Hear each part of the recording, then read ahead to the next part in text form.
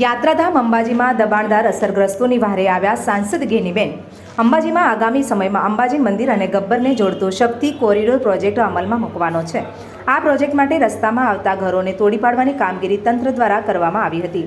અસરગ્રસ્તોને વૈકલ્પિક વ્યવસ્થાના નામે કોઈપણ વ્યવસ્થા કરવામાં આવી નહોતી, જેથી લઈને 89 જેટલા અસરગ્રસ્ત પરિવારો ખુલ્લામાં ટેન્ટમાં રહેવા મજબૂર બન્યા હતા।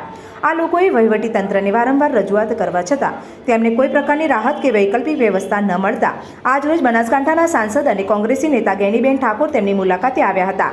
તેમને પ્રશ્નો સાંભળી અને વહીવટી તંત્રને રજૂઆત કરતા વહીવટી તંત્રએ તાત્કાલિક ધોરણે તેમને વૈકલ્પિક વ્યવસ્થા કરવાની ખાતરી આપી હતી, જેમાં બનાસકાંઠા જિલ્લા એસપી અને દાંતા એસડીએમ સ્થળ પર હાજર રહી સાંસદ ગેનીબેન ઠાકોરને ધારાસભ્ય કાંતિભાઈ ખરાડી તેમજ જિગ્નેશ મેવાણીની હાજરીમાં વૈકલ્પિક વ્યવસ્થા કરવાની ખાતરી આપી હતી।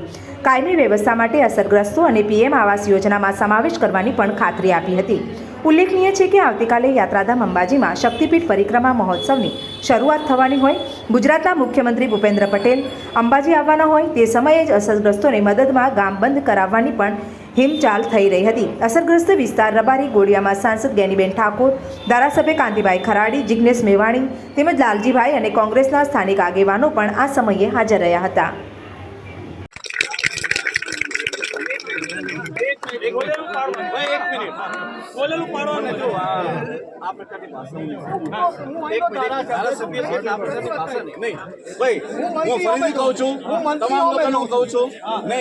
જો ભાઈ હું અહીંયા આપના માટે આવેલો છું, આપના સારા માટે બધા પ્રયત્ન કરું છું। મને આ ભાષા મને યોગ્ય નથી, મને કોઈ એમ કહું આને નહીં આવો તો કામ નહીં કરવા।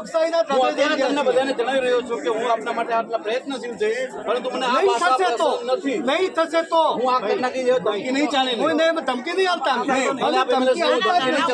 નહીં થશે તો બધા માટે પ્રયત્ન કરી રહ્યા છીએ। આપણે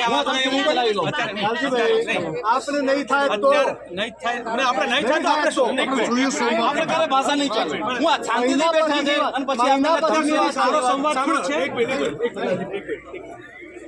એ બોલેલું પાડવા માટે તંત્ર બંધાયેલું છે। અમે એ જ વાત બધાની વચ્ચે બોલે સાંભળો, એસપી બેઠા છે આવીને ધમકી આમ કરે, અમે ધારાસભ્ય ધમકી તો પછી હું મારી રીતે હું કાર્યવાહી કહીશ કે ના આવવા દે, કહી છે કે બધી વ્યવસ્થા કરાવશું। લોકશાહીના ઢબે બોલી રહ્યા છીએ। લોકશાહીને તમે ધમકી ન આપી શકો, અમે ધમકી ન આપી શકો, તમે ધમકી ન આપી શકો। ભવિષ્યની વાત કરીએ છીએ, ભવિષ્યમાં અત્યારે બેઠા છીએ ને બધા।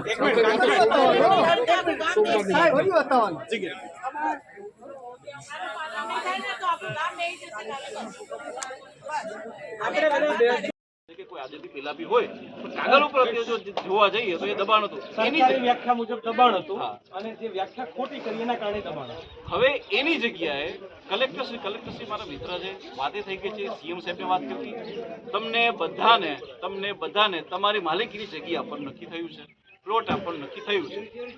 મારી પાસે જે લોકો આવે કે સર કે પ્લોટ તો મળી ગયા, મકાન પણ બનાવ્યું આપશે, તો મકાન માટેની જે પીએમ આવાસ યોજના છે એના પૈસા અને પ્લસ જે એનજીઓ જે શ્રી શક્તિ સેવા કેન્દ્ર જે છે આજે આપને બી અમને એમણે ચોખ્ખું આજે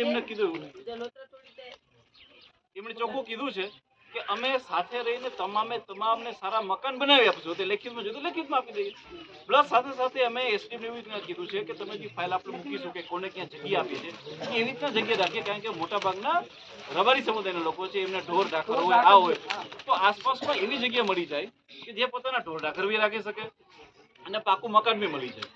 પોલીસ તરીકે અમે એવું કરીએ છીએ કે આટલું કર્યા પછી તમને કાલે સવારે એમ બી થાય કે ના તમે વાયદો આપીને ફરી ગયા, તો જ્યારે જે નાનકડી કમિટી હોય આ આવશે તો પોલીસ તરીકે અમે ભેગા જશું। મેં એસડીએમને હમણાં વાત કરી, જે ફાઇલ ચાલતી હશે, જે નોટિંગ ચાલતા હશે તમને દેખાડજો જો ફાઇલમાં થઈ ગયું, હજી એને ઝડપથી કેમ કરાવવું જેથી કરીને તમને લોકોને ઝડપથી જગ્યા મળે, એના માટે